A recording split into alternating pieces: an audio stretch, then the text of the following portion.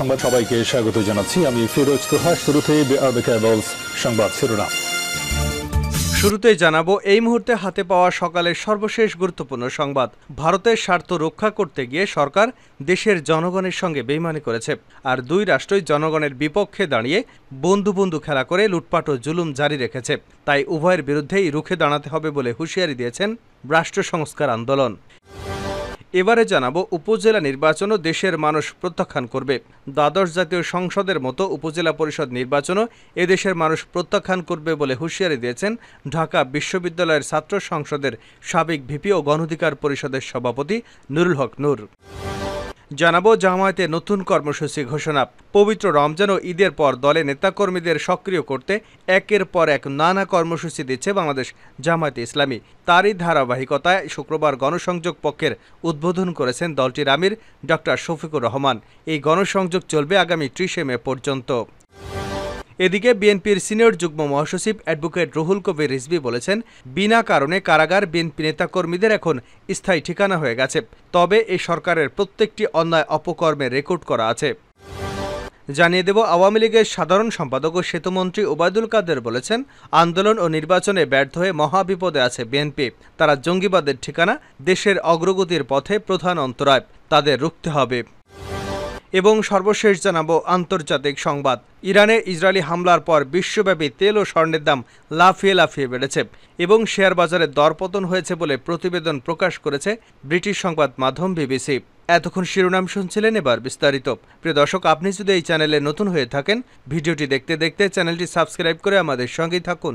আর এই ভিডিও সম্পর্কে আপনি আপনার মূল্যবান মতামতটি কমেন্ট বক্সে জানিয়ে দিন।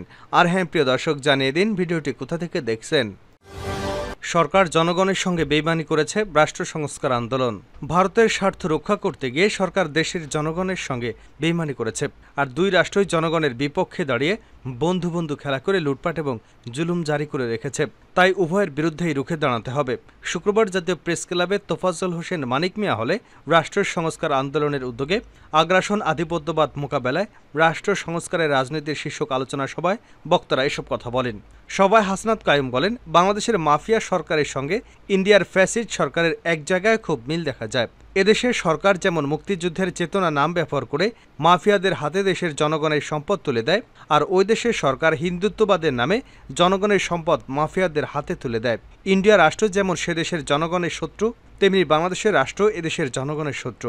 দুই দেশের রাষ্ট্রই জনগণের বিপক্ষে দাঁড়িয়ে বন্ধু বন্ধু খেলা করে জনগণকে বিভ্রান্ত করে লুটপাট ও জুলুম জারি রেখেছে। ইন্ডিয়ান ফ্যাসিস্ট এবং বাংলাদেশের মাফিয়াদের বিরুদ্ধে দুদেশের জনগণকে সম্মিলিত লড়াই করতে হবে। উপজেলা নির্বাচনও দেশের মানুষ প্রত্যাখ্যান করবে ভিপি নূর। দ্বাদশ জাতীয় সংসদ নির্বাচনের মতো উপজেলা পরিষদ নির্বাচনও এদেশের মানুষ প্রত্যাখ্যান করবে বলে হুঁশিয়ারি দিয়েছেন ঢাকা বিশ্ববিদ্যালয় কেন্দ্রীয় সংসদের সাবেক ভিপি ও গণঅধিকার পরিষদের সভাপতি নুরুল হক নূর।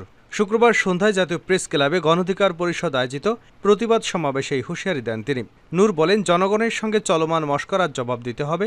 রাজনৈতিক বিবেচনায় ব্যাঙের ছাতার মতো ব্যাংকের অনুমোদন দেওয়া হয়েছিল। সরকারের লোকেরা এসব ব্যাংকগুলো ফাঁকা করে দিয়েছে, আদালতকে তারা নিয়ন্ত্রণ করছে। সড়ক দুর্ঘটনা নিয়ে তিনি বলেন, দেশে অনেক সড়ক দুর্ঘটনা ঘটেছে, কিন্তু সবগুলো আলোচনায় আসছে না, কারণ হতাহতরা সেলিব্রিটি না।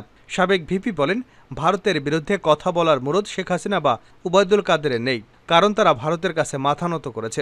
আর এখন ভারত বিরোধী আন্দোলন দেখে সরকারের মাথা নষ্ট হয়ে গেছে, অভিযোগ করেন ভিপি নূর। তিনি বলেন, কুকি চীনকে বাংলাদেশের গোয়েন্দা সংস্থা পেট্রোনাইজ করেছে। বাংলাদেশে কারা ইসরায়েলের বিমান আনলো তা সবাই জানে। ইসরায়েলিরা এসে দেশের গোয়েন্দা সংস্থাকে ট্রেনিং দিয়ে গেছে। গত বছরের 28শে অক্টোবর প্রধান বিচারপতির বাসভবনে বিএনপি 9 গোয়েন্দা পুলিশ হামলা করেছিল বলেও অভিযোগ তোলেন সাবেক ভিপি নূর। জামায়াতের নতুন কর্মসূচি ঘোষণা। পবিত্র মাহে রমজান এবং ঈদের পর দলের নেতাকর্মীদের সক্রিয় করতে একের পর এক নানা কর্মসূচি দিচ্ছে বাংলাদেশ জামায়াতে ইসলামী। তারই ধারাবাহিকতায় শুক্রবার গণসংযোগ পক্ষের উদ্বোধন করেছেন দলটির আমির ডক্টর শফিকুর রহমান। এই গণসংযোগ চলবে আগামী 3রা মে পর্যন্ত। বাংলাদেশ জামায়াতে ইসলামী রাজপথের আন্দোলনে বদ্ধপরিকর বলে মন্তব্য করেছেন দলটির আমির ডক্টর শফিকুর রহমান। তিনি বলেন, ইসলামের সুমহান আদর্শের দাওয়াত ঘরে ঘরে পৌঁছে দিতে হবে। পাড়া প্রতিবেশী, সহকর্মী, আত্মীয় স্বজন কেউই আমাদের দাওয়াতের বাইরে থাকবে না। আর সর্বপ্রথম দাওয়াত দিতে হবে নিজের নফসের প্রতি। আমাদের কথা ও কাজে যেন অমিল না থাকে। যেটা মানুষকে করতে বলবো সেটা যেন আমি নিজে আগে আমল করি। ইসলামী আন্দোলনের প্রতিটি জনশক্তির কথাবার্তা, লেনদেন, সামাজিক কাজকর্ম আল্লাহর দিন এবং কুরআন অনুযায়ী হতে হবে। যতই বাধা আসুক আমরা ইকামতে দিনের কাজ চালিয়ে যাব। মানুষের বিপদে আপদে পাশে দাঁড়াতে জনকল্যাণমূলক কাজে নিজেদের আত্মনিয়োগ করতে হবে। তাহলেই আমাদের দাওয়াত কার্যকর হবে।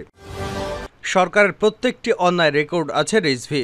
বিএনপির সিনিয়র যুগ্ম মহাসচিব রুহুল কবির রিজভি বলেছেন, বিনা কারণে কারাগারে বিএনপি নেতাকর্মীদের এখন স্থায়ী ঠিকানা হয়ে গেছে।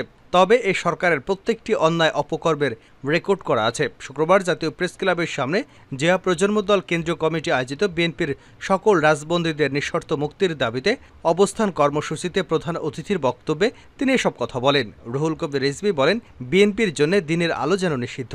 বিএনপি নেতাকর্মীরা মুক্ত বাতাসে বেঁচে থাকবার অধিকার হারিয়ে ফেলেছেন। এদেরকে সবসময় কারাগারে থাকতে হয়। বিনা কারণে কারাগার এখন বিএনপি নেতাকর্মীদের স্থায়ী ঠিকানা হয়ে গেছে। বিএনপি নেতাকর্মীদের কারাগারে ঢোকানো, ধরে ফেলা এবং কর্মসূচি যেন শেখ হাসিনার শেষই হচ্ছে না। আমার মনে হয় শেখ হাসিনা একটা আতঙ্কের মধ্যে ভুগছেন। এর কারণ হলো তিনি জানেন তার কোনো জনসমর্থন নেই। জনসমর্থন না থাকলে সেই সরকার প্রচণ্ড স্বেচ্ছাচারী হয়, ফ্যাসিস্ট হয়ে ওঠে এবং জনগণের আওয়াজ পেলেই তারা সেটাকে দমন করতে চায়, যে জিনিসটা বর্তমানে আমরা দেখতে পাচ্ছি। তিনি বলেন, বিএনপির 25 থেকে 26 হাজার নেতাকর্মী একটা ডামি নির্বাচনকে সামনে রেখে প্রায় 4 মাস কারাগারে ছিলেন। কয়েক হাজার নেতাকর্মী এখনও কারাবন্দী রয়েছেন। শেখ হাসিনা যেভাবে হোক ক্ষমতায় টিকে থাকতে চায়। তিনি আজকে বলেছেন, রাজবন্দী কেউ নেই, রাজনৈতিক কারণে কেউ বন্দী নেই। যারা বন্দী রয়েছে তারা বিভিন্ন মামলার আসামি। আন্দোলন ও ভোটে ব্যর্থ হয়ে বিএনপি মহাবিপদে ওবায়দুল কাদের। আওয়ামী লীগের সাধারণ সম্পাদক ও সেতুমন্ত্রী ওবায়দুল কাদের বলেছেন, আন্দোলন ও নির্বাচনে ব্যর্থ হয়ে মহাবিপদে আছে বিএনপি। তারা জঙ্গিবাদের ঠিকানা, এদেশের অগ্রগতির পথে প্রধান অন্তরায়। তাদেরকে রুখতে হবে। শুক্রবার রাজধানীর কৃষিবিদ ইনস্টিটিউশন মিলনায়তনে কৃষক লীগের 52তম প্রতিষ্ঠা বার্ষিকী উপলক্ষে আয়োজিত আলোচনা সভায় তিনি এসব কথা বলেন। ওবায়দুল কাদের বলেন, নিজেরা বিপদে পড়ে দেশকে বিপদে ফেলার অপচেষ্টা করছে বিএনপি। যতদিন শেখ হাসিনা আছেন ততদিন দেশ নিরাপদ থাকবে। বিএনপির উদ্দেশ্যে তিনি বলেন, আন্দোলন করতে ও নির্বাচন ঠেকাতে ব্যর্থ আজ তারা বাংলাদেশকে নিয়ে বেশি কথা বলে, কথায় কথায় সরকার ও গণতন্ত্রের সমালোচনা করে। বিএনপির মহাসচিব মির্জা ফখরুল ইসলাম কথায় কথায় বলেন, বাংলাদেশ নাকি মহাবিপদে আছে। মহাবিপদে তো আছে বিএনপি।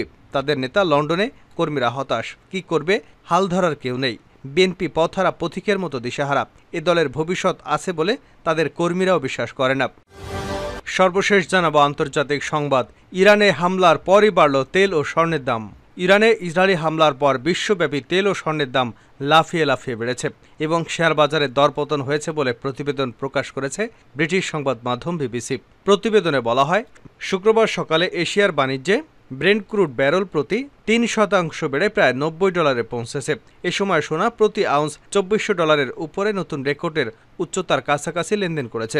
বৃহস্পতিবার প্রতি আউন্স স্বর্ণ কেনা বেচা হয়েছে $2377.40। এদিকে হামলার পর জাপান, হংকং, দক্ষিণ কোরিয়া বেঞ্চমার্ক স্টক সূচকও কমেছে। গত সপ্তাহে ইরানের ড্রোন এবং ক্ষেপণাস্ত্র হামলার বিষয়ে ইসরায়েলের প্রতিক্রিয়া নিবিড়ভাবে পর্যবেক্ষণ করছিলেন বিনিয়োগকারীরা। এর আগে ইরানের ইস্পাহান শহরে হামলা চালিয়েছে ইসরায়েল।